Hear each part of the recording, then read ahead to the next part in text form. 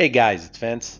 Today in this video, I want to cover an update. After doing a video about this gentleman right here, where again the video was titled Protect Your Onefinity with PWN-CNC Z-axis cable chain mount system.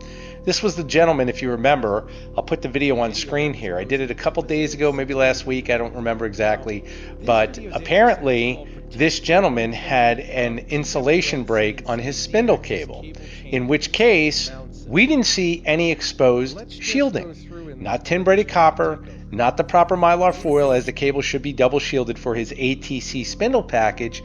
And I decided to reach out to him because I get a lot of people requesting me to reach out to these end users. And what I wrote, I've said it right here, I said I couldn't help but notice when you show the casing break in the spindle's power cable, it isn't using the proper double shielded one it requires.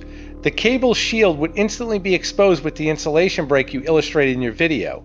Did you contact PWN-CNC to correct this? Thank you, Vince.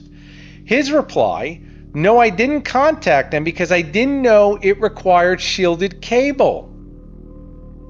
But I'll ask them about it, thanks for your feedback. And I said, here's the issue though.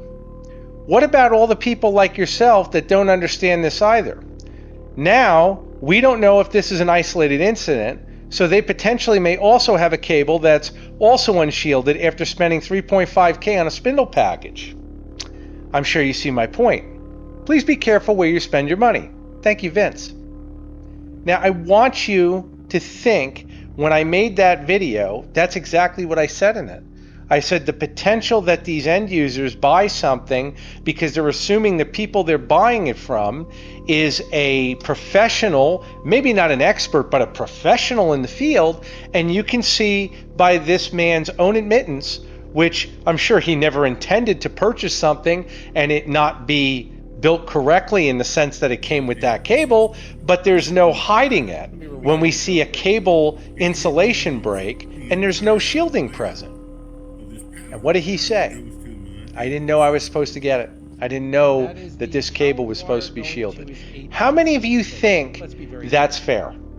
I don't. Just wanted to follow up on that.